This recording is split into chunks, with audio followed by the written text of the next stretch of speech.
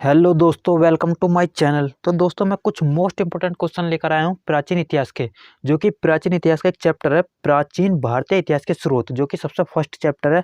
और इसी क्वेश्चन की मैं सीरीज करवा रहा हूँ। इससे पहले भी मैंने एक वीडियो बना दी है और ये दूसरी वीडियो है। तो बढ़ते हैं फर्स्ट क्वेश्चन की तरफ। तो पहला क्वेश्चन है, भारतीय पुरातत्व शास्त्र का पितामह यानी फादर ऑफ इंडियन आर्कियोलॉजी कौन है? ठीक, तो इसका आंसर है सर अलेक्जेंडर कनिंघम। ठीक, तो बढ़ते हैं नेक्स्ट क्वेश्चन की तरफ। तो नेक्स्ट क्वेश्चन है, किस अभिलेख में सर्वप्रथम भारतवर्ष का जिक्र हुआ है? ठीक, तो वो कौन सा अभिलेख है जिसमें भारतवर्ष का जिक्र किया गया है? तो ये मोस्ट इंपोर्टेंट क्वेश्चन है। तो वो अभिलेख है हाथी गुम्फा, इसे ध्यान रखना, हाथी गुम्फा। ठीक, नेक्स्ट, सर्वप्रथम सिक्कों पर लेख लिखने का कार्य किसने किया? यानी कि सिक्कों पर जो लेख लिखे गए वो सबसे पहले किसने किया था? वो किया था यवन शासकों ने। ठीक, यवन शासकों ने सबसे पहले सिक्कों पर लिखना स्टार्ट किया था। नेक्स्ट, अभिलेखों का अध्ययन क्या कहलाता है? ठीक, इसे भी ध्यान रखना, ये भी मोस्ट इंपोर्टेंट है। अभिलेखों का अध्ययन इपिग्राफी, इपिग्राफी। तो अभिलेखों का अध्ययन क्या कहलाता है? इपिग्राफी।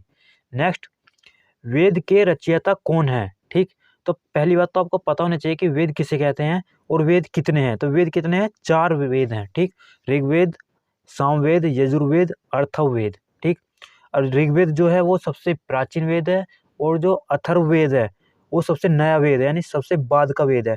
ठीक, और वेदों के जो रचयिता हैं वो है महर्षि कृष्ण द्वैपायन वेद व्यास। ठीक, और एक वेदांग भी होते हैं। ठीक, वेद और वेदांग में अंतर होता है।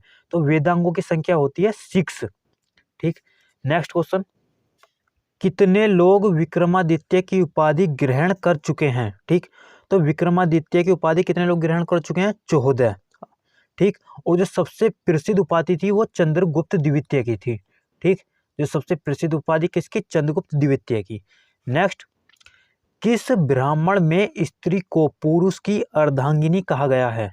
किस ब्राह्मण में स्त्री को पुरुष की अर्धांगिनी कहा गया? तो वो कहा गया सतपथ ब्राह्मण में। ठीक, सतपथ ब्राह्मण में क्या कहा गया? स्त्री को पुरुष की अर्धांगिनी। नेक्स्ट, प्राचीनतम सिक्कों को क्या कहा जाता है? ठीक, तो प्राचीनतम जो सिक्के हैं उन्हें कहा जाता है आहत सिक्के। ठीक, और बात करें साहित्य में, तो साहित्य में से कासार्पण भी बोलते हैं। ठीक, तो कासार्पण साहित्य में कहेंगे, वैसे आहत सिक्के।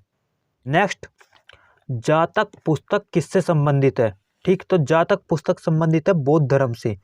और नेक्स्ट, आगम पुस्तक किससे संबंधित है? तो आगम पुस्तक जैन धर्म से संबंधित है।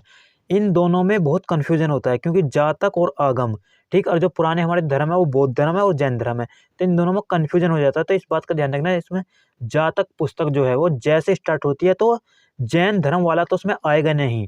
ठीक, तो जय और जय का जोड़ा नहीं बनेगा, तो जातक जो पुस्तक है वो बौद्ध धर्म से संबंधित होगी और आगम पुस्तक जैन धर्म से संबंधित होगी। मतलब जय जय का तुम्हें जोड़ा नहीं बनाना है। ठीक, मतलब जातक है तो वो जैन धर्म से संबंधित नहीं है, इसका मतलब, तो वो बौद्ध धर्म से संबंधित होगी। तो ये ट्रिक है, इसे भी अपना सकते हैं आप। नेक्स्ट, अर्थशास्त्र के लेखक कौन है? ठीक, तो अर्थशास्त्र के लेखक हैं चाणक्य। और आपको पता होना चाहिए कि चाणक्य के 2 नाम और हैं, तो इन्हें कौटिल्य भी कहा जाता है और विष्णुगुप्त भी कहा जाता है। नेक्स्ट, चचनामा के लेखक कौन है? ठीक, तो चचनामा के लेखक हैं अली अहमद। और बात की जाए कि चचनामे में मतलब क्या लिखा गया है, तो चचनामे में लिखा गया है, जब अरबों ने भारत पर आक्रमण किया, ठीक, तो उन्होंने सिंध पर विजय प्राप्त करी, तो उसके बारे में लिखा गया है चचनामा पुस्तक के अंदर। नेक्स्ट, महाभाष्य किसकी पुस्तक है? ठीक, तो महाभाष्य जो पुस्तक है वो है पतंजलि। ठीक, तो पतंजलि की पुस्तक है महाभाष्य। तो इन पुस्तकों को ध्यान रखना है, ये ज़्यादातर एग्जाम में आई जाती हैं कि महाभाष्य किसकी पुस्तक है? पतंजलि की। चचनामा किसकी पुस्तक है? अली अहमद की। और अर्थशास्त्र के लेखक कौन है? चाणक्य हैं, जिन्हें कौटिल्य भी कहते हैं या विष्णुगुप्त भी कहते हैं। और आगम पुस्तक जैन धर्म से संबंधित है और जातक पुस्तक बौद्ध धर्म से संबंधित है। नेक्स्ट, प्रयाग स्तंभ लेख किसका है? ठीक, तो प्रयाग स्तंभ लेख है समुद्रगुप्त का। नेक्स्ट, हाथी गुम्फा अभिलेख किसका है? तो वह कलिंग राज खारवेल। और इससे संबंधित मैंने अभी पहले भी क्वेश्चन बताया है। तो हाथी गुम्फा जो अभिलेख है उसमें सबसे पहले भारतवर्ष का जिक्र किया गया, मतलब भारतवर्ष का जिक्र किया गया था हाथी गुम्फा अभिलेख में ही। ठीक, और नासिक अभिलेख गौतमी बलश्री। नेक्स्ट क्वेश्चन, सबसे पहले सोने के सिक्के किसने चलवाए? तो सबसे पहले सोने के सिक्के चलवाए थे हिंद यूनानी ने। और नेक्स्ट, सबसे शुद्ध सोने के सिक्के किसने चलवाए? तो वो चलवाए थे कुषाण वंश के शासकों ने। और नेक्स्ट, सबसे ज़्यादा सोने के सिक्के किसने चलवाए? वो चलवाए थे गुप्त वंश के शासकों ने। तो इन क्वेश्चनों को ध्यान रखना तीनों को। तो बात करी जाए कि सबसे ज़्यादा सोने के सिक्के किसने चलवाए, तो वो चलवाए थे गुप्त वंश के शासकों ने। और बात की जाए कि सबसे शुद्ध सोने के सिक्के किसने चलवाए, वो चलवाए थे कुषाण वंश के शासकों ने। और बात की जाए कि सबसे पहले सोने के सिक्के किसने चलवाए, तो वो चलवाए थे हिंद यूनानी ने। ठीक, तो सबसे ज़्यादा मोस्ट इंपॉर्टेंट जो क्वेश्चन है वो है ये कि सबसे ज़्यादा सोने के सिक्के किसने चलवाए, तो गुप्त वंश के शासकों ने चलवाए थे। और सबसे पहले की बात करें तो हिंद यूनानियों ने।